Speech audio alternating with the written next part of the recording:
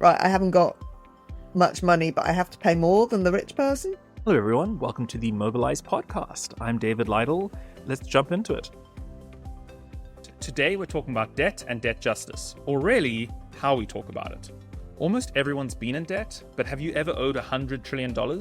That's how much global public debt surpassed in 2024. Nearly every country is in debt, but some of us are drowning and have a boot on our heads keeping us under. You've probably heard about Africa's debt crisis. You definitely have heard our own finance minister tell us each year to tighten your belts by cutting unnecessary spending, like teachers and doctors. Or worse, to take on new loans just to help repay old ones. The system feels rigged, closer to something created by a loan shark, not simply a banker. That's why many activists call for debt justice to overhaul the system. But how do we build support for this idea? To answer that, we're joined by Liz Caligari, co-founder of Black Sands, Tuan van der Tocht, Associate Director of Stack Data Strategy, and Khalil Moses, Senior Campaigner for Public Finance at 350.org. We'll explore new findings from Money Talks, a project by Black Sands and Stack, asking what people really think about debt and what these insights might mean for activists in South Africa. Hi, everyone, and welcome to the podcast today, the Mobilize podcast today. I'd like to start by inviting you all just to share a little bit about yourselves, maybe some of the work you've done and how it relates to this, or your thoughts about the Money Talk series you've worked on. And it would be great to start with you, Liz. Please go ahead. So my name's Liz Caligari. I'm co-founder for Black Sands Communications, and I work with all sorts of different clients, maybe mainly NGOs, who are working on different issues, lots of different issues. So there might be like freshwater species or poverty or vaccines or renewable energy. And one of the reasons Money Talks exists is because the thing that really brings everyone together is, how do you fund it? Where do you get the money from? And how do you persuade people to give you money for all these issues? So that's kind of how we got into this. It's kind of seeing what draws all these issues together. That last part in particular, right? How do you make people how do you convince people that this is what we need to do, or this is where we need to spend our money, or this is where we need to get money from? And it's looking very getting forward. harder and harder, right? Because basically, how do you persuade people when to spend money on anything that isn't a major domestic and immediate concern in the world right now? Yeah, That's really hard. particularly when you feel like you don't have any. With that said, Khalil, would you like to go ahead and let us know a little bit about you? Yeah, sure. So my name's Khalil Moses. I am based in South Africa, Cape Town, and I work for an organization called 350.org.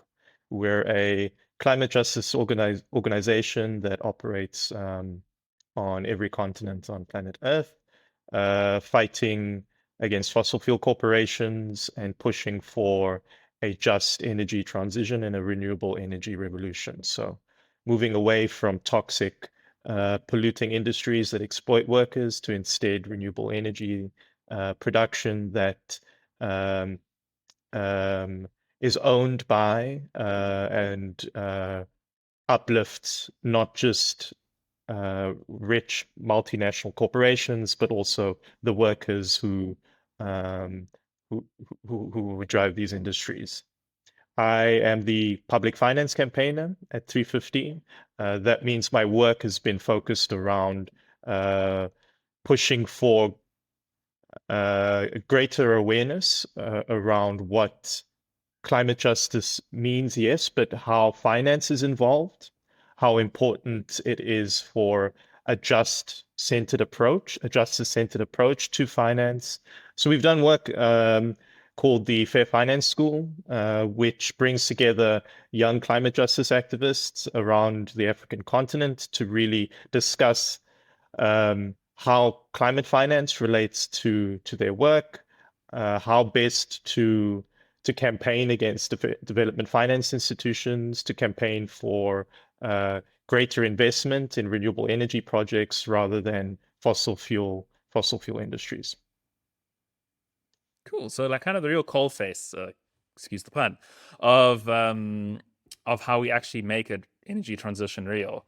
On the side, when we were doing a bit of sleuthing about you before in preparation for today, we saw that you have a particular interest in is it liminal photography? Yeah. So I'm on the side. Yeah, architectural and street photographer. So yeah, it sounds a bit like the way your activism is falling. The transition is actually similar to sort of your sort of artistic background in a sense. Yeah, I think it's Cool. my work both from the creative side and the activist side. I think is all about the built environment and how we Mm. can make it work for people. Yeah, the transition, the change, the how we change these spaces. Tuan, do you want to go ahead and let us know a little bit about yourself? Absolutely. Thanks, David. Yeah, so I'm an associate director at Stack Data Strategy. So we're a public opinion analytics firm based in London, the UK. Myself, I'm based in The Hague in the Netherlands. Yeah, and really just interested in all kinds of public opinion research, but mostly, and personally, I would say, interested in the types of big political trends that shape public views on the one hand, and also, I guess, more on the campaign side, but on those rare occasions when public views also have the chance to shape these big political trends, I think are particularly interested to me. It's really fascinating. I think a lot of the work you guys are doing. In particular, I'm wondering how you sort of see how does data fit into changing hearts and minds, right? Because I think a lot of the time facts are not actually that compelling. But this work that you've done with Black Sands is about what are compelling facts. So, what is sort of your theory of how you actually bring facts into these conversations and make them compelling rather than just something that people don't listen to at all or don't Yeah, aren't interested in? I think that's a really interesting tension. And the tension exists specifically for campaigners who want views to change as well. Because the thing we're measuring is always the current situation, so how things are now. I think with kind of very much future focused campaigners like Khalil, obviously this is not the end point where you want public opinion to be in 10, 20 years. So how do you bridge that gap? I think is a really interesting question. I mean, on the fact side of things, we try and be as transparent as we can be about things like methodology, data Mm-hmm. collection, measurement, so that even if there are different conceptions of how you should measure a thing, at least we can have a shared conversation about how we measure it. I think hopefully that brings a little bit of robustness to the things that we say rather than just us saying numbers. So you give us the facts, and then Cleo, myself, and Liz go and take those facts and change the world with them. Or at least that's the That'd be plan, great. right? That's the plan. Which I think segues really well into Liz. This is not the first Money Talks research or the first publishing you guys have done on this. Do you want to just give us a quick outline of what is Money Talks? How long has it been going for? What's it done? And what's it doing? So we started in 2022, where we've worked with Stack since 22 on all of the Money Talks research as well. And we started with the question of how do you win support for investment in climate, nature, and development? And what we wanted to know was what actually works. So you've just been talking about facts and data, but actually we want to know how you talk about things to win support, which is slightly different. And as I say, we work with lots of different people from purpose-based organizations. And there is a bit of a tendency for people in these organizations to say what they think is the right thing to happen and not necessarily think about the people they're talking to and how that's going to be responded. And you tend to get lots of campaigners and lots of activists who think in a certain way. And that's great if you're speaking to other people that are like that. However, as we can see in many parts of the world, we need to think about that sort of more centre ground mainstream people who maybe do care about climate, nature and development, but they're not really engaged because they're just busy dealing with all the crap in their lives, frankly. How to get the kids to school and that mum's ill and I don't know, I've got to take the dog to the vet. Or I can't feed my family, or, really, really big issues for them in their lives. So they're not that they don't care, they've just got other stuff going on. So how do you actually communicate with them? And it goes back to what you were saying that, if science was enough, we wouldn't be in the place we are in right now, right? If people listen to the science. So as important as it is to be evidence-based and science-based, I believe that is important. It's not going to change the world on its own. You need storytelling, you need conversation, you need to be able to communicate. So Money Talk started back in 22, and we originally started looking at research for the G7. And looking at all these issues. Then the next year we were able to expand 15 countries. That's where we did South Africa for the first time, I think Kenya, that's when we first Brazil. met, right? That is exactly where we first met. Gosh, that must have been back in 23. There you go. Been a minute. Um, um, and then in 2024 we took a deep dive into tax. So how do you communicate a tax to win support? 'Cause that's obviously one of the key methods for raising money to fund all this stuff. And then this year, and this is what we're talking about today, we've taken a deep dive into debt and how to communicate debt. It's really kind of I really enjoy the sort of the evolution of it, right? Because it's effectively realizing that these things connect to each other in a sense, right? Is that when you talk about tax, you are talking about debt. Debt is a tax on people in the future sort of idea. Like, I'm sure we're going to dive into that a bit later, maybe. But it's that sort of expanding the scope, expanding what people understand. And I'm really curious about some of the work you've done before this Money Talks work as well. I'm aware that you worked on one of the some Planet Earth documentaries with David Attenborough. That Black Sands was involved in some of that.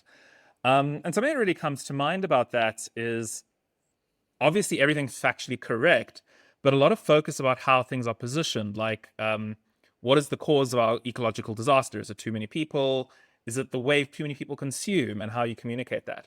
How does that sort of influence in terms of the Money Talks work you guys do? Or is that really a core foundation of why?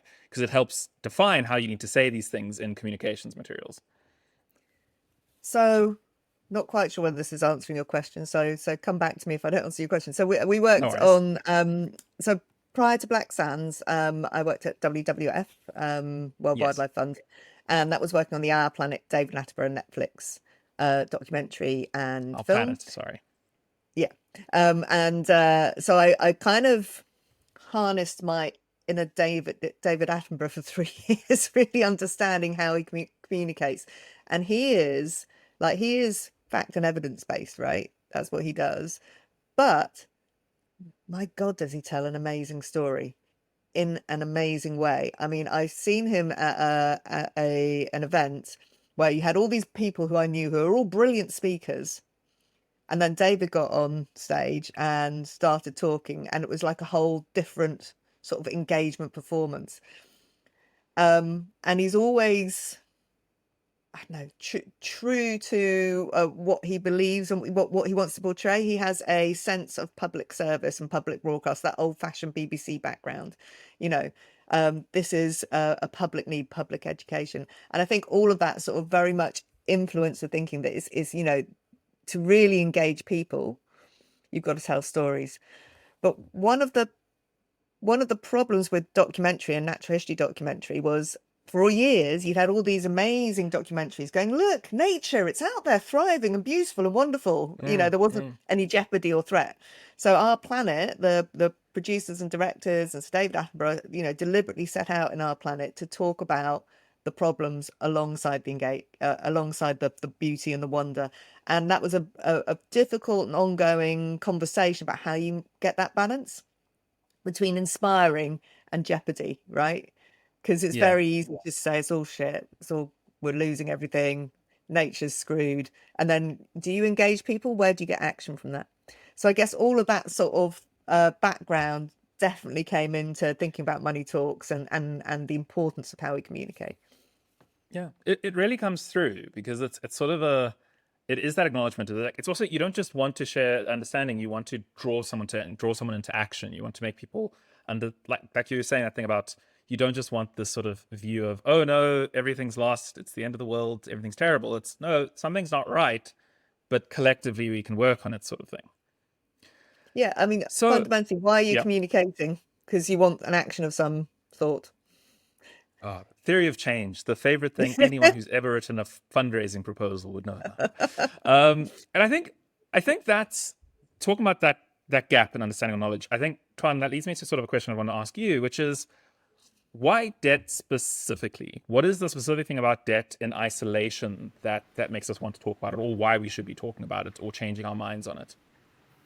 Yeah, I think that is one of those topics that's always been a part of kind of international policy debates, but you rarely really hear how anyone thinks about this. I was just kind of or how ordinary citizens think about it, basically. I was looking this up before, and whenever you look at other survey projects that have looked into this, you're always looking at how citizens think about debt as a national issue, if at all, right? This type of survey research is relatively rare to begin with, but even then it stays within the domestic. I think what's really special here is that we're looking at this as an international policy problem, that not in the technical way that the IMF might talk about it or that governments might talk about it, but in a way that really connects to people. I think that there's quite a gap there that I was quite excited to explore. Okay. So if I'm so there's two elements to it that I'm getting from you, right? So one is that this is a bigger focus. It's understanding that debt is part of an international ecosystem as opposed to just a household debt or national debt. But then the other one is how it affects people. So connecting the dots between what this debt that maybe was accumulated 50 years ago in some of the unjust debt we talk about, how it's affecting people's lives, people born today, and that sort of thing. Which I don't want to throw this over to you, Cleo, because with the debt justice work, that's entirely about looking at how this debt was accumulated, what the debt is actually doing. Do you want to sort of expand for me? What is the context of debt specifically in relation to the climate crisis? Like, how is it in some ways causing the climate crisis, or isn't it causing the climate crisis? Or how is it, or isn't it causing poverty or a lack of development? Yeah, can you give me some sort of thoughts from the work you guys are doing? Yeah, sure. I I think to try and understand the context of debt, particularly debt in the global south, one has to understand the context of centuries of dispossession and exploitation by the global north, where largely global north countries in Europe and the US have grown wealthy by extracting resources from the global south, exploiting the working class, and intentionally hampering the development of the global south.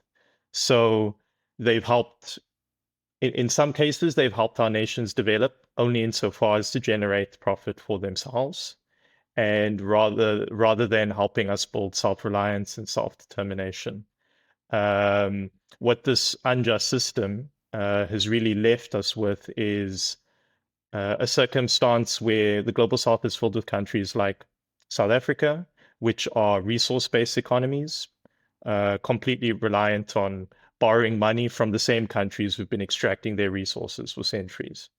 What this means is there's an extreme wealth divide that keeps growing, and there's been very little change from the days of colonies, banana republics, oil and coal republics.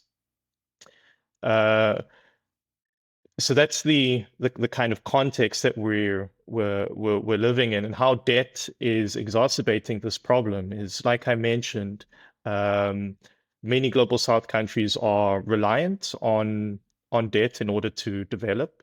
But what we've been seeing is global north countries tend to borrow to African countries, particularly in Asian countries, um, at higher interest rates than they would to themselves. So, for example, Germany would borrow to the UK at an interest. I'm just using um, random figures. These aren't necessarily um, Don't quote Khalil on this. factual. Yeah, yeah. Don't quote me on these particular figures. I'm just using it as an example to generalize. But Germany, for example, would borrow to France or the Netherlands at an interest rate of 5%. Comparatively, they would borrow to South Africa um, or Indonesia at an interest rate of 15 to 20%. So already we're fighting a losing battle. Um, the second thing is how that affects climate and our our transition from fossil fuel dependence to renewable energy in a just and sustainable way is often the money that's being given to global south countries to build renewable energy renewable energy power plants and renewable energy generation is also given as loans. So the way the climate finance system works is global north countries tend to give money to global south countries in the form of loans, even when it comes to the renewable energy transition. So countries that have been historically underdeveloped for hundreds of years, exploited and extracted from, are being shouldered with debt burdens, even when we're facing this existential threat of a climate crisis affecting everybody, which is an incredibly dangerous and dire circumstance. And unjust, right? Like, yeah, I think what's interesting is in the South African context, we have this JET IP, which is effectively a lot of global north nations lending money to South Africa to go from a fossil fuel intensive economy to a non-fossil fuel intensive economy.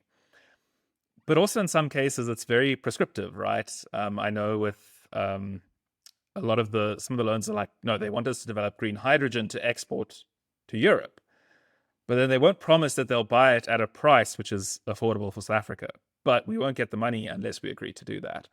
And I think this is like kind of the complexity of debt. And that debt can be powerful in the sense that we build a dam, which, secures water supply for the foreseeable future, and we pay it off over 30 years, and everyone lives better, and we build a better economy because of the dam and the water it's providing or the energy it's providing.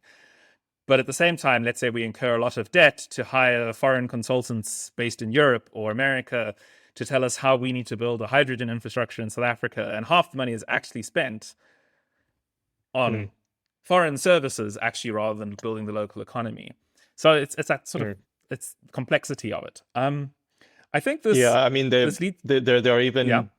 Sorry to cut you off there, David. There's even some circumstances where debt was given to, for example, South Africa, when it really shouldn't have. So to build our coal-fired power plant, Medupi, which is one of the largest in the world, and incredibly destructive and harmful, not just to the environment and our ability to detransition and decarbonize as an economy, but also the communities and the entire province surrounding the power plant. That money was given by the IMF and the World Bank in the form of a $2 billion US dollar loan that was supposedly given to help us transition from a fossil fuel dependent economy to a renewable energy powered economy, under the guise that we would use something called clean coal. I don't know what clean coal is. Every time I've seen coal, it's been incredibly dirty. Yeah, they must scrub it clean, right? And that's how it becomes non-polluting. So they gave us this debt under the guise that we would use clean coal in the Medupi-fired power plant, and that's why the money would go towards it. So even in circumstances where the money is supposed to be being given to help us build renewable energy generation, the pretenses behind it are false. But we remain burdened with that $2 billion debt. Liz, I'm getting the sense that you really want to say something about this. I'm getting that distinctive sense from you. I'm just going just coming back on the interest rates. Khalil was talking about how they are so different depending which country you're on. But I just saying the research shows that, I mean, there was huge, I can't remember the exact figure to but it was like 80% or something, that people say that poorer countries should have the same or lower interest rates than rich countries. There is huge support for that. And the other thing is there is a huge support for people actually getting better loans when they're dealing with climate action, disasters, adaptation, so forth. I can't remember the exact wording. So that was one of the sort of things where we're tied up in the policy side of it. But when you just ask everyday people what they think, they're like, well, yeah. Well, and that's why I think people can relate it to their own experience, because you know, although it's different from personal debt, it's still that thing of, right, I haven't got much money, but I have to pay more than the rich person. Well, I think what's what's really fascinating with that, and this is a rabbit hole we could spend days going down, is ostensibly, right, the reason why debt is more expensive for a global South country is, oh, well, there's higher risk. But effectively, a lot of those debts are secured by military might in a sense, right? Is that if a country is going to start, if we look at developing countries, particularly in West Africa, where if they start getting into a position where they're not going to succeed on repaying the repayment terms, they may renegotiate the loan contracts or deals. But on the other side of it is effectively there's a powerful state in the global north often saying, well, we'll cut off this other thing that you need, not necessarily militarily, but with some sort of use of force. So it's almost a question of like, is this really the right risk matrix that we're using? I'm to understand it. Tuan, I know you're sort of like probably the most data-y person here. Do you have some of those, the sort of, I know this research didn't look into the nation state sort of idea, but I don't know if you have a sense of the degrees of difference with how debt, how interest rates and how debt is perceived on the global south or by the global north on the global south, and the difference between that and the global and how it's perceived in the global north, or how it's the risk of debt is perceived in the global north. Yeah, it's a good question. I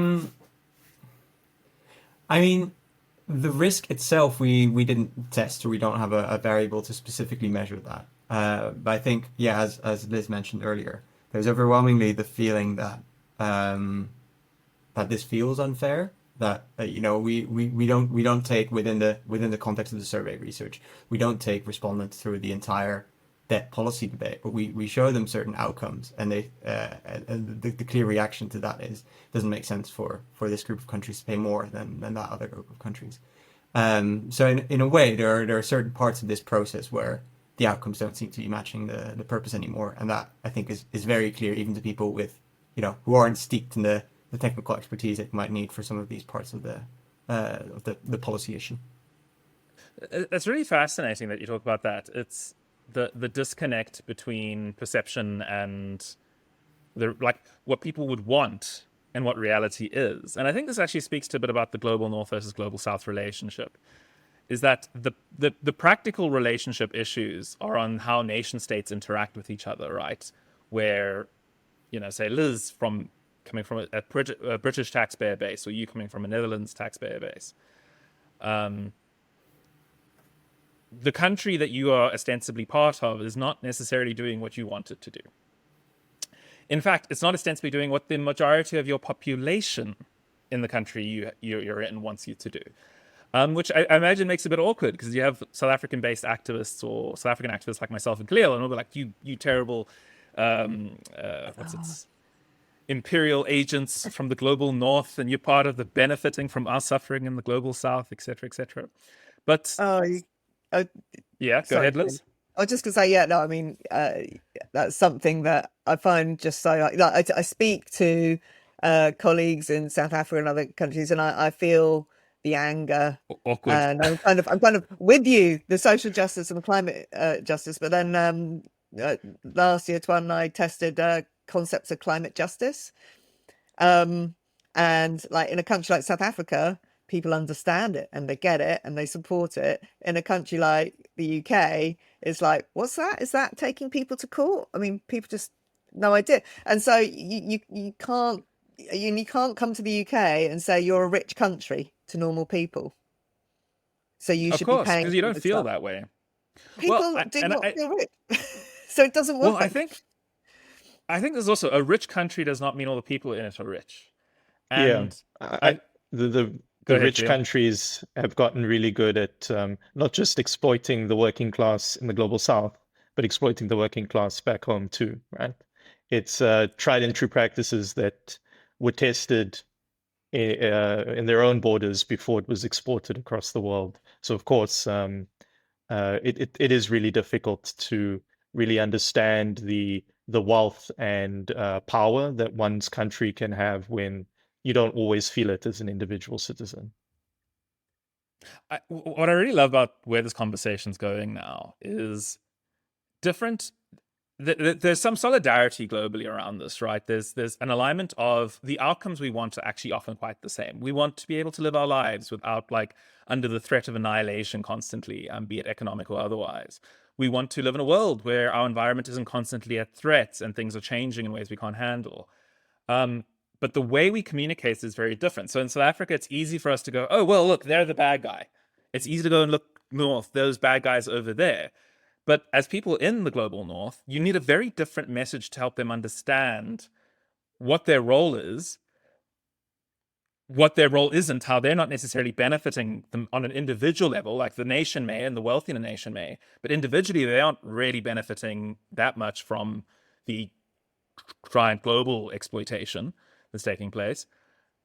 But they're on board with doing something about it if we talk to them in the right way. Liz, I really want to hand over to you for that because I know that's like your whole thing with This Money Talks. Yeah.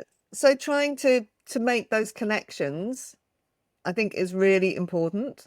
And what we found, I mean, Tuan can probably talk to some of the focus groups we've done because that's fascinating. Because you sort of you start with something like that, and people don't understand it; they don't know much about it. The awareness is, not strong, or tax or whatever we've tested. But once you start unpacking it, people get it. They're not daft. Quite often they're just, they're coming from their reality, but they sort of get it, and people can make the connections. So the number one concern in countries like the UK and the US is cost of living. Why is the cost of living going up? And you have to tell that story to energy, to food. The other concern is, security, economic stability. So one of the things that we really need to do as a movement is be stronger, particularly in sort of global north countries, is to tell that story of why of why you and your everyday life is connected to that bigger picture. And people do get it. It's not easy though, because it's such a crowded space. Everyone's so bombarded with so much communication and everything all of the time.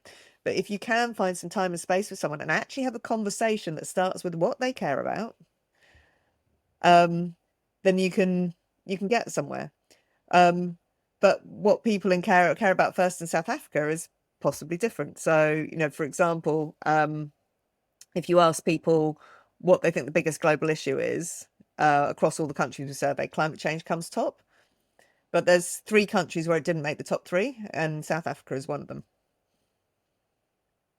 That doesn't mean that when you look into the data, actually, South Africans probably care about climate change more than people in the US, but it's just, they're really, it's jobs, corruption, the domestic reality of what they're dealing with comes first. I have so many follow-ups I want to ask there, but I feel like I want to actually start with the beginning thing, which was you were saying out the methodology of this. So I think often when research is conducted on these sort of things and sentiments, particularly from a global north institution studying South Africa, there's often a question of like, how credible is that research? Did you actually go and talk with, because South Africa is a very stratified society where you have myself and Khalil, which are middle class to upper class individuals by kind of traditional standards. We have access to the internet. We can do cool podcasts. The majority of South Africans don't have access to even listening to the media we're creating. So what is the methodology? How did you guys actually conduct this research, specifically in South Africa, but also more broadly? Yeah, so And that's overall, a huge one. Yeah. Oh yeah, sorry, I had assumed that. Yeah, so we surveyed, I think, just over 15,000 people in total across 10 countries using online interviews. So it is all online. That's an important part of that kind of research methodology. And then we also ran focus groups in the UK, the US, and South Africa. So the idea there is we're combining that quantitative setup via online surveys to give us a really good comparable data set to map the same variables, the same answers to survey questions across our mix of countries, and then combining that with kind of the depth that these conversations with real people in a room, as focus groups do, the depth that gives you and the extra insight that brings. So I think, yeah, interesting thing that you're saying about the kind of stratified nature of South African society in a way. So the way quantitative research would try and deal with that is use quotas, which is a technical term for essentially just saying we need to make sure that within relevant groups or on relevant demographic variables, we've got a distribution of the population. So whether it comes to kind of income or different age groups or different educational groups with different levels of educational attainment, we need to make sure that our sample overall is balanced. So it's been our approach throughout, but also in South Africa, it's particularly relevant, I would say. But in I'm South really Africa, got we actually did an extra focus group, didn't we? Partly to try and address that issue. So Yeah. we did, yeah, exactly to try, because we were working with South African partners who were kind of raising exactly the point that you raised, David. And it's not perfect. You can't go out to people who are in a very rural community and get them. It is an online poll, but for the focus groups, we did actually deliberately do an extra one to try and capture more upfront in the quoll. I can't remember the exact definition of the three groups, Twan. I don't know if you can. So the definitions were based on LSM measures. So what you're getting is kind of catch-all metric for socioeconomic opportunity or wealth, or however you want to frame that. And we made sure that we stratified that measure into three groups that speak to different levels of that measure. And for our listeners, LSM is sort of a marketing tool used to identify different sort of wealth or categories of consumers. I'm sure we can put a link somewhere in the description to let everyone know what that is. But I'm really glad to hear you did that. And if I recall correctly, you guys work with New Economy Hub on that in South Africa. Were they your main partner here? Yes, that was exactly Yeah. that. So It was Sequidlani who were we actually had a sort of robust conversation about how we spent the budget, and they were like, I think we really need to do this. So that we started doing that. So we've done it each it's good time to see, right? Now. What's really good to see about it is it brings a lot of credibility to the data, because I think otherwise, if you just do the budget restrictions, say, oh, we can only do the online survey, that might give you a good sense in a global north country where 95% of your population are comfortable using or have the data, device, and comfort to engage with an English language survey. In a country like South Africa, where the most dominant language is only like 20-30% of the population, and you have that, once again, basically developed world lifestyles of some people and very much the opposite for others. So yeah, no, I think it brings a lot of credibility. And with that in mind, and I suppose that mostly Liz and Twan, but I think Cleo, I'm comfortable to come in on this as well, is what are like two key takeaways from this research, this specifically the debt research that you guys have just done, that you sort of want to share or that you'd want to highlight? Shall I go first? It'll be interesting if we say Do this same thing. Do I have to only pick two? Yes. We only have so much time, I'm afraid. Yeah. We can always send people to read all the research. We'll link it so they can get the access to the whole thing. And there will be a full webinar just on South Africa for those who are interested. There we go. I think one thing is people in all these different countries are actually surprisingly similar. So on perceptions of debt, so what South Africa shared with the UK and US and the focus groups was that actually people don't understand it because they don't really know much about it. They think about it domestically, and everyone actually has there's a fairly dominant view that, if you borrowed the money, you should pay it back. That's kind of where people relate it to that. If my kid borrowed lots of money from me, I'd expect them to pay it back, and people relate it to it like that, and that's actually common across different countries. And then the other one is that talking about mutual benefit works. So debt campaigners have been very good in the past about talking about fairness and making the moral case, and we should still do that. I'm not saying we shouldn't do that, but the mutual benefit, which is kind of the point we were making earlier about linking people, is kind of like, well, if people aren't dealing with debt, then they can grow and they can trade and there's less need for aid. That kind of framing worked really, really well across lots of different demographics. And actually, the three countries where it increased support most were South Africa, Kenya, and the USA. That's really, really interesting. It's definitely an odd group, right? Like South Africa, Kenya, okay, on the same page. USA, wait, what? Well, I think it's partly because one of the words we said was, I think in the current conversation there was several. I'll look it up and I'll read it out in a sec. But it was roughly speaking, you can grow, trade, and reduce the need for aid in the future. So I think the US, that's obviously a big conversation there. They want to stop giving people aid around the world. But actually, South Africans, they want to, have a bit of agency, and they want to be able to, they don't want the aid either. They want a fair deal. So there's something in there that actually everyone agrees on. A fair deal. Tuan, Khalil, anything from your side? Yeah, I can add one quick thing. I think for me, the most striking finding is that prioritization is really the challenge, and it's less about persuasion maybe on some of the largest parts of this issue. So my own background's in political science. We look at issues in terms of salience and in terms of position. So those are two separate concepts. Salience is how important something is to people, and position being what they actually think about it. And as Liz said, what they actually think about it when it comes to debt is relatively similar across a lot of different citizens across different countries. But how salient the issue actually is what really differs. So you need to make those connections, and that makes communication really important. But the real battle is not as much about persuasion, but it's about getting the issue of debt to the top of the agenda. And I think, in a way, I had expected both of those dimensions to be a real kind of uphill battle.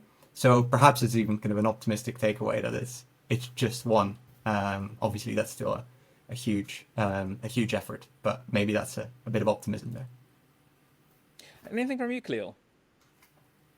Yeah, I think something that really stood out to me was hearing the sense of solidarity, or rather the solidarity that could possibly be built between people in the global south and the global north, and start to address that divide in that some of the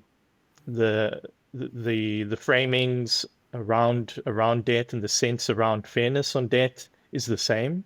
What Liz was mentioning about mutual benefit and mutual aid, that sentiments seem to be the same there. I think that's a very important takeaway to be used in our campaigning work and our communications. And then the second thing is just how valuable this research has been to me in not just understanding that. I think because we're already aware that one of the key problems here is people are intentionally excluded from the economy, or excluded from understanding how the economy works, right? And how debt and development financing works. I think we, as activists and researchers and economists, all understand that the crux of the matter really is how do we start to bridge that understanding? And again, going back to the sense of familiarity and the sense of solidarity that can be really relied upon in the similar ways people frame these issues is really important. It's interesting that sort of that similarness of the world, right? Is that you can have people in very radically different economic positions in literally the two different sides of the global north, global south conversation. But there's actually, our values are the same, right? People around the world tend to have quite similar values when you come down to it, when you sort of bring it to that level. There was something for me in particular that when I was looking at sort of one of the outputs is so the question of what are the main reasons why some countries end up with high levels of debt, select up to 3. And it was uniform, effectively, in terms of what the top 3 were, in that it was corruption or misuse of public funds, poor government financial management, and high levels of public spending without enough money coming in, right? So there's this fundamental agreement globally that this is the problem. But something that's noteworthy about that to me is it's all insular looking. It's all, my country is being corrupt, my country is misusing money, my country is this. And there's not really that sort of a fair deal. Everyone's like, yeah, it should be fair. But when they actually have the point to think about what is the problem, they tend to not really think about the global system that's perpetuating these things, right? So I'm curious about how the three of you would respond to that one. Do you think this is this one of the areas we really need to work at as activists, right? At changing people's understanding of global debt? Liz, you look like you really want to jump at this. Go. Yeah, oh yeah. I mean, it's fascinating, isn't it? And I'm just looking at that. That's particularly the case in South Africa. So corruption and misuse is like right up there in terms of concerns, even more than in other countries. And it's interesting because people in South Africa had a better understanding of how debt could impact them citizens. It was a little bit less far off in time and space than for someone in the US, for example. But nevertheless, when they say why is this happening, they're blaming the national government and local corruption. They're not thinking about the system at all. The people just, yeah, absolutely, it's something we need to communicate better. But this is a thing, and this is one of the problems with all these different countries, living in the UK, retreating into these nationalist conversations. It's getting harder and harder to, some of these problems have to be solved by taking a global and systems view. And I think it's really, really hard, but it's one of the communications challenges we've got to tackle, basically. Cleo, Tuan? So I think this is one of the biggest gaps in understanding for me. So the fact that people point towards all these factors, well, we know that in reality, kind of external shocks and all kinds of external drivers are huge things that affect that as well.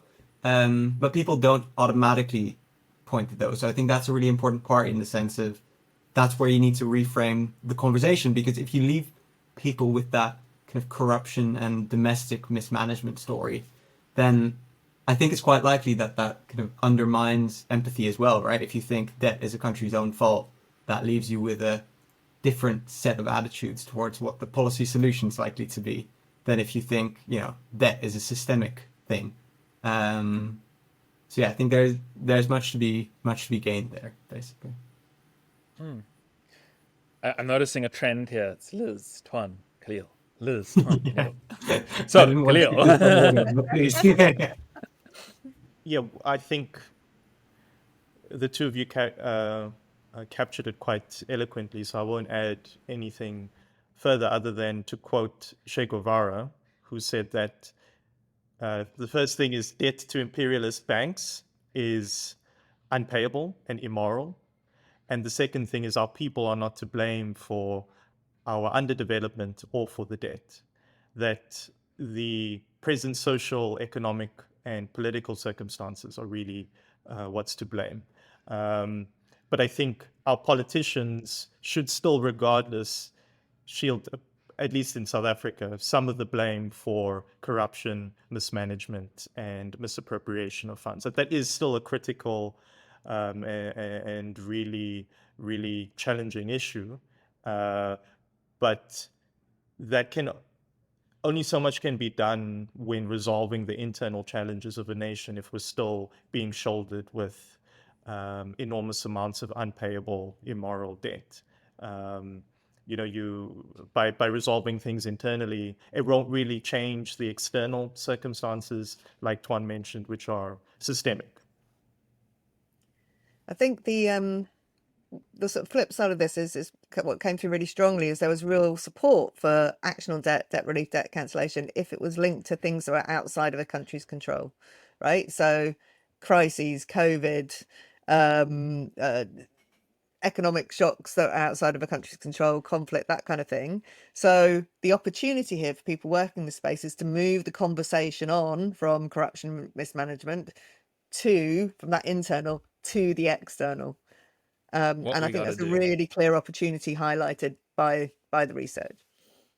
I think now that we're in the second half of the podcast today, we really want to actually jump into what are our takeaways about what we do about this?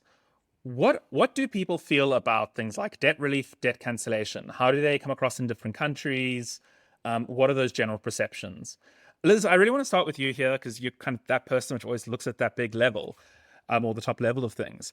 What are the solutions? What are the solutions people are kind of intuitively supportive of that comes from this data, all this research? So we mentioned one of them earlier, which is things that are outside of a country's control.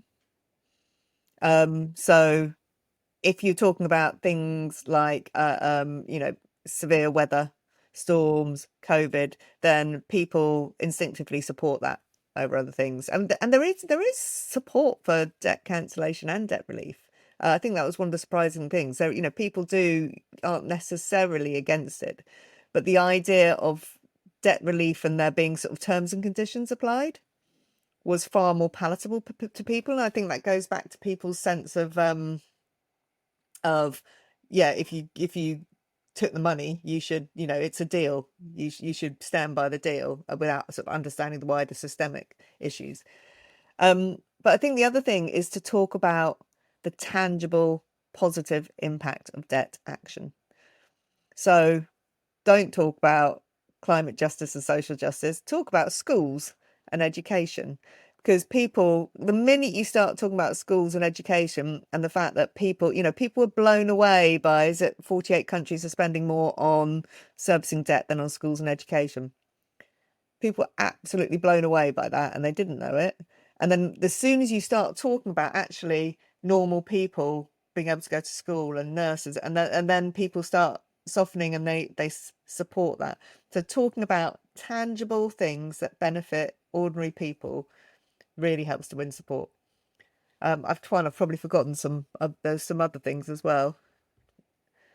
But before you comment, Tuan, actually, I really want to go to Khalil here, because I think that's a lot of what you do in 350, right? Is you connect the dots between school lunch and an international deal signed 30 years ago around debt that's actually more of a scam than a fair deal. And then I'll come to you, Tuan, after that. But Khalil, do you want to sort of give a response to what Liz was saying there in terms of, like, particularly in the South African context and how people understand these bigger issues? Yeah, absolutely. I think relating debt and the debt crisis we're in right back to the economic and cost of living crisis in South Africa is a really good way to translate what is usually quite a mystical, misunderstood thing like the economy or like global debt, and relate it to the everyday lived experience and the story of somebody living through this crisis. In South Africa, our working class and middle class is being squeezed. In many cases, families are unable to afford the very basics that it requires to live, while the wealthy own more and more of our homes and our land and grow their profits to record levels. And in this kind of circumstance, what we need now more than ever is greater spending on social services, like Liz was mentioning, like schools, like clinics, like libraries, public transportation, providing people with a basic income grant so they can actually meet their immediate economic needs. But what debt is doing to our politicians is they're forcing them into really difficult decisions. Either they continue to pay rising interest payments and make those bank executives wealthier, or they spend on essential life-saving social services. And more often than not, they choose to service debt payments. They keep choosing the pockets of the IMF and the World Bank over their own people. That's a interesting. That sort of, I think, is a very understandable position. But Tuan, I'm curious, what did the data sort of show, or the research show, in terms of how people in the global north felt about those issues in the global south, right? Is there an insight into that? Are they like, so for example, is it, I want our government to consider doing a deal regarding debt relief of some sort so that people in South Africa that currently aren't getting, basic amenities or basic services get those basic services? Or is it a bit of a different sort of thinking for why they're interested in debt relief in the South? Is there a more personal to them reason? The one that comes to mind for me is, do people connect it to the idea of immigration, or which seems to be quite a big concern in the global north? Yeah, I wondered if you could give some insight to that, Tuan. Yeah, so we tested a number of different kind of messaging frames around these kinds of things. So what we did concretely in the research, if we would split the sample into three or four, depending on the test, randomly selected groups that were then each shown a different kind of message prompt. So this is A/B testing in the kind of market research world, Yeah. or a survey experiment if you're more on the academic side. It's a good way to test whether or not these kind of messages really make a difference. Like as you say, do people care about one over the other? I think we're seeing that it differs very much by country, but on average, this what Liz earlier called the kind of mutual benefit framing is what drives a lot of the message home. So whenever you can connect it to concrete things that emphasize again mutual benefit, that's great. And why we think that helps maybe over messages around fairness or injustice on the larger scale, and specifically on the political right, which I think was an interesting angle, is because it helps cut through the cynicism. So it shows people that maybe otherwise wouldn't think globally about these issues that there are very concrete, albeit sometimes small, gains to be had mutually, rather than this being something that's done exclusively from kind of altruistic motives, which is, I think, the way in which much of kind of left-wing politics has been talking about this historically. But if the mission is to appeal to a broader audience across the political aisle, then perhaps that's why the mutual benefit frame on average is getting those kinds of returns in our testing, at least. And there's one That's other frame we tested that Go I ahead, just want to Liz. mention, which was called we called it the common enemy frame, which as a campaigner, who maybe a bit more steeped in what's going on in this, I thought was going to be really popular. So big banks and investors, they need to stop profiting from debt. And I thought, yeah, that would be really popular. It was actually least popular. And what's interesting in the focus groups, I mean, it was popular in places. I'm not saying it wasn't, there was no support for it, but in the focus groups, there was a lot in South Africa and in countries like the US. It was like, oh, they're businesses. They're doing what That's businesses do. I was like, oh, that, that, yeah, that's a really interesting dynamic. It's one of the things with activists that work in a US and South African environment often talk about is that they're obviously very different countries, but they both countries have like this idea that there's nothing that that you are supposed to go out there and do well. It's often talked about in like corruption in South Africa. Oh well, it's this comrade's turn to eat, or this person's turn to eat, and the sort of idea is we shouldn't begrudge people that do well. Um, Albeit we are upset when they do well at the expense of others, I think. But maybe we don't always do a good job of recognizing that, and maybe that's one of the differences is that there needs to be a recognition that actually the reason this person is doing well is not just because they make good decisions. It's because they've done things that are harmful to people. I don't know, and I'm interested in diving into that a little bit. So that sense that people are more interested maybe in the positive framing rather than the negative framing is what I'm hearing. But also, what works then? Like, what is the mutual beneficial argument? So, what is the mutual benefit for the UK looking at, you know, restructuring the debt with South Africa so that there's no interest or very low interest, that there's like a 10-year moratorium or whatever? What are the benefits to these for the UK that can sell the argument? And what is the benefit to South Africans? How do we make this mutual beneficial argument between two nations that are in radically different positions?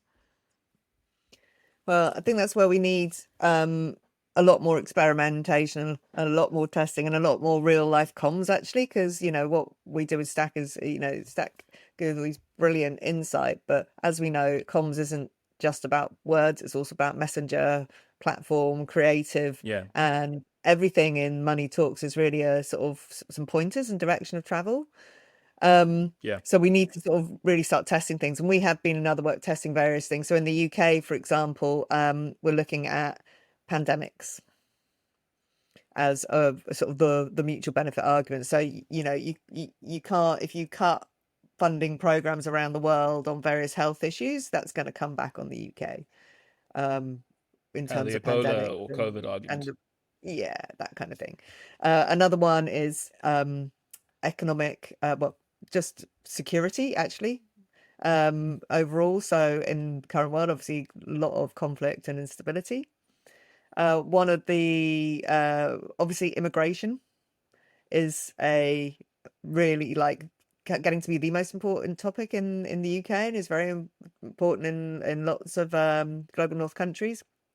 The this is a really tricky one to navigate, but fundamentally, people being able to be safe in their own homes and not being forced to migrate is one side of the argument. And then obviously in the UK, people want to stop people coming in. And trying to point out to people that a safe, stable world where people feel safer in their own homes. I don't think we've managed that successfully, and it's such a toxic debate. Somewhere like the UK, it's very, very hard. But that sense of economic stability and trade partners and growth is something that I think we could also do more exploration of. Khalil, Tuan, do you guys have any thoughts on that? I think it sounds like perhaps the argument that resonates best is leaning on this idea of interconnectedness, that we no longer live in a world where a country can isolate itself completely from the goings on of the rest of the world and the political and economic circumstances of the rest of the world. That your economic reality is directly tied to somebody else's. Your safety or lack of safety is tied to somebody else's. And perhaps creating that sense, or helping build that sense of empathy. Really, I mean, in my work, what I've seen is it is often empathy for someone else or another community which gets the argument through, that morality or facts and evidence often can be something that the logical side of us can come to grips with, but really the emotive and the heart behind why people do things is empathy, and having people trying to create an empathy-based response in people, I think is definitely the best way forward. So kind of global solidarity as opposed to global enemies. Spend more time talking about what connects us than what makes us different from a certain Without using billionaire the word which hates everything. solidarity, I think. Oh, really? Is solidarity Well, problematic? again, I've not tested it, but I suspect it's another one of those things like climate justice. In the UK, it sounds a bit like lefty. Well, you guys have a whole organization there called Solidarity, which is like a political organization, isn't it? Do In we? the UK. Isn't it like a supporter of Labour or something? You know, I don't know. Maybe, but anyway, I think solidarity, like a lot of these terms are loaded, and this is one we can test with Stack in the future, I guess. But I suspect solidarity is another one of those things Yes, we that know is what's going in going your next to. research. Yeah, yeah. Solidarity, I suspect, is one of those terms that feels from a sort of more left political spectrum to people in the middle. I don't know that being interesting. It's interesting, and I remember from some of your previous research, the term reparations, which in South Africa is almost required to be used if you're in certain political environments. Like, it's a fundamental part of the conversation in our history is that reparations need to be made. But I know in the global north, it like shuts down a conversation immediately and no one wants to interact in it. Tuan, what's your sort of thoughts on this in terms of the language, in terms of the where we move? How do we build these campaigns? How do we build these collective actions? Yeah, I mean, that's a really big question. I think Sorry. the differences you highlight between kind of political discourses, especially between kind of global north countries and some global south countries as well, is really important. I think where words like reparations are positioned within that discourse, and the differences between those positions across that divide is crucially why this can appeal to a broad majority in South Africa, especially in certain circles, as you say, but at the moment cannot appeal to a majority support in many global north countries. And I think that's where we need to think carefully about what we're trying to achieve with our communications, again, and what audiences we're speaking to. But whenever that audience is general and national, this kind of extra level of attention to words that in and of themselves won't cause or will bring audiences together in a way. You want that message to get across. And I think what we're seeing is that a lot of that kind of pragmatic discourse is what tends to be not only kind of non-offensive, but also constructive in a way. And I think that constructiveness is what people find easier to latch onto. Now, of course, there is value to a lot of these words like climate justice, especially in South Africa, for example, if they're more commonly used terms. But I think be careful when the audience is actually international, and think about what audiences we're reaching here and what the implications are of some words. The thing that it brings up for me, and it's sort of segues very naturally into the next section, is that I think a lot of this conversation is about audiences. And I think we've got like a risk here where on one level, we don't want to overly segment our audiences because we can't, right? We can't go and say, because, at the best level, you can have everyone be their own audience, but we can't really do 60 million different messages, right? In the case of like the South African population or the equivalents for other countries. So what is sort of the approach you would recommend, or what is the approach that you're seeing from this? Is what are the ways that you segment the audience? How many different audiences do you segment? What should or shouldn't we do? Like, we don't want to talk to everyone with one message because that's impossible, but we also don't want to talk to too few. Yeah, and I'm not going to throw it at anyone specifically. I'm just curious to sort of see from the room, what is sort of the top response on that? Well, I think about it in the two key audiences for organisations and NGOs working in this space. So one is the base, the people who support you, the people who really care, who are really engaged. In the stack talk called the global anxious.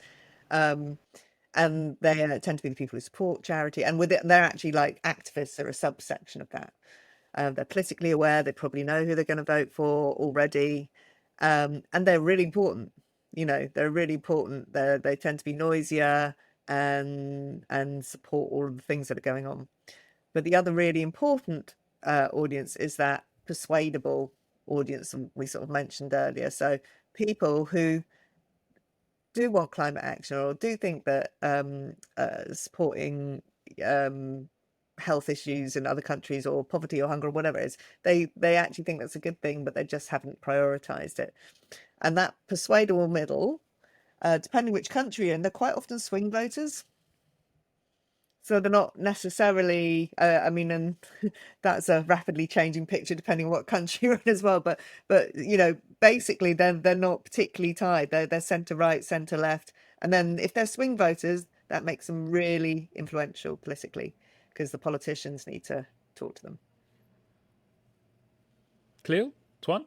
Yeah, I think on messaging and audience,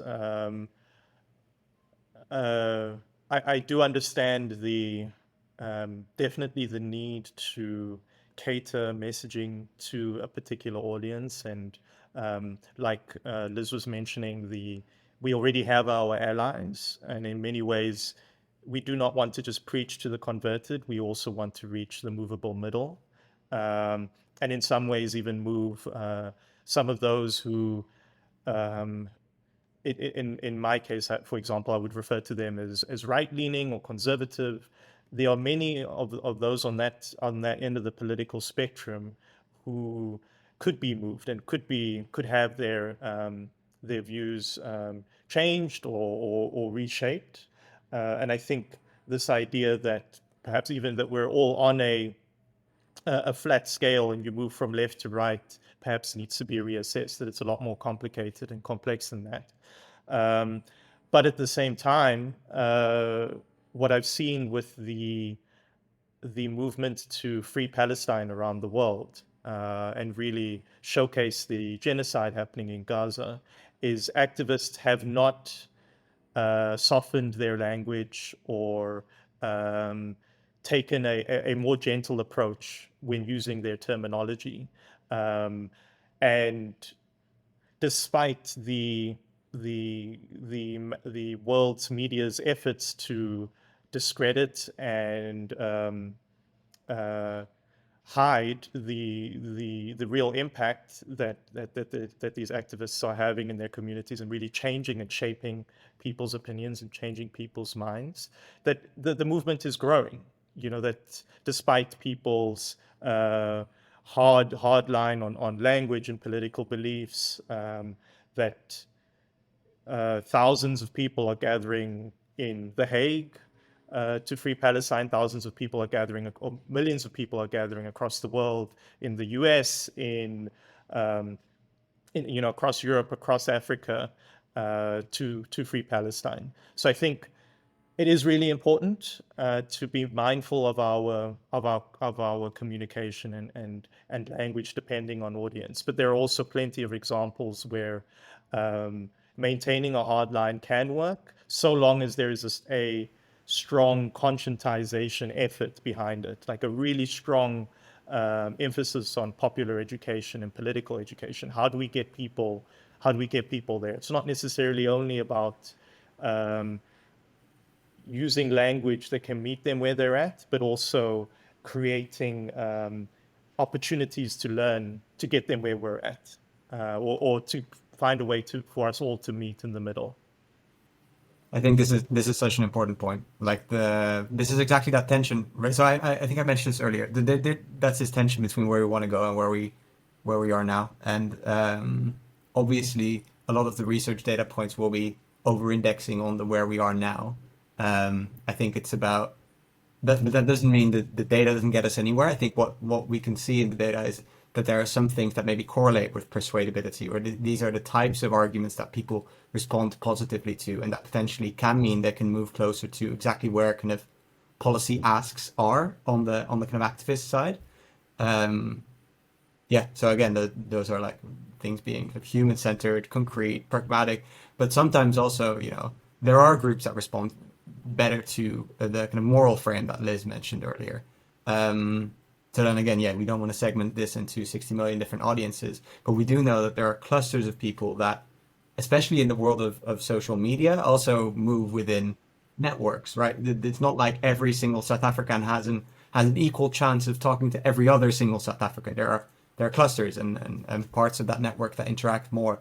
So being able within the context of South Africa, just as an example, to separate out those networks and say, okay, this message will work for that network, that message will work for that network, I think strikes a nice middle ground between not having one message for everyone, but also not individualizing the messages too much. And the other thing I'm hearing from this is also that different messages and different audiences are seeking different outcomes. And that's okay, right? I think with the examples Khalil was giving, and yourselves, Liz and Antoine as well, some of the stuff you're talking about is, it's not that we don't want to speak to our allies. It's that the things we're trying to get our allies to do that are already on side are quite different to what we're trying to get the middle to do. So, the goal isn't necessarily to get the middle to join a 100,000 person march, but maybe to make a different political decision when an election comes around, or to maybe donate or change their specific behavior. So maybe they should start spending money on a better source of news, like, start licensing a newspaper or subscribing to a newspaper that's actually giving good quality information, so that you resource that good quality information getting spread more broadly. And that outcome we're seeking per audience is also how we change the message, which I think leads very nicely into sort of the last question I want to ask as we're looking to wrap this conversation up, which is, I suppose, two things. One, what do you want people to take away from this research? And could be different audiences or just the main audience that you were thinking of. And the second thing is, what do you want people to take away from the conversation we've had today? I'm going to start with Tuan, and then if we can go to Khalil and then Liz. So I think I'll start on an optimistic note, really, which is that I think we're not starting from scratch here at all. I think for a complicated topic like debt, there is a certain advantage in certain technical details not already having been kind of politicized in many audiences across the world. So in a way, there's room for mobilization, and a lot of the issues that are actually being spoken about feels like the kind of people's views or citizens' views are quite close to a lot of the policy asks, which is not the case for every political issue, right? So I think that's really a good thing about the issue of debt. The challenge, of course, maintains kind of making it a higher priority and everything. But the fact that debt as an issue perhaps is quite suitable for this type of campaigning, I think makes it really kind of fertile ground for campaigners, and hopefully that's a bit of an optimistic message to start out with. Thanks, Tuan. Khalil? I think my parting words on this would be that debt is a really intentionally mystified issue, and the best way to kind of cut through all of the smoke and mirrors around it is to reach people where they're at, either through messaging or through popular education, and that this is all an ongoing process. And I think the learnings that Liz and Tuan have been sharing here can be applied not just to debt justice campaigning work, but also climate or economic or gender-based justice work, or the work we do in the LGBTQI community. That these learnings are applicable everywhere. That really it's all about reaching people where they're at and taking them on a learning journey. I think that's what I would like the listener to really leave this session with. Thanks, Khalil. And Liz. Yeah, so I'm probably echoing Khalil really. So I think, whoever your audience is, start where they are and have a conversation. Don't just tell them what you think you don't tell them what you're desperate to tell them that you think is important. Start with their reality and have the conversation. And then the other thing is, all this research is out there, it's available, it's open source. And as I said earlier, but it's a direction of travel. We now need to put these insights into practice, because when it actually hits real life, the messenger, the creative, all of those things change, and someone will be coming back to me going, actually, Liz, the moral frame did far better than that mutual benefit when we did it in real life. And it all depends, right? This is hopefully food for thought, but we need it to happen in real life. Insight is important, but we actually need to have the comms happening as well. Thanks so much. I do have one thing, or a few things, I want our listeners and the folks in the audience to do, which is one, like, subscribe, and all the other wonderful things, and comment. Please comment your questions and anything like that in the comments below. But also, please do it for our wonderful guests and the organizations they come from. They've been doing really amazing work. We'll make sure we link it in the description below. And check it out. See if there's anything you want clearer. And it's not work that ends, right? There's going to be more research. There's going to be more content created. And if you have inputs you want to share with us for next time, please drop it below. And thanks for watching, and thanks for joining us, everyone. Cheers. Thanks Thank very you. much. Thank you. Ciao. Thanks for watching this Mobilize podcast. Remember to follow, subscribe, like, and comment.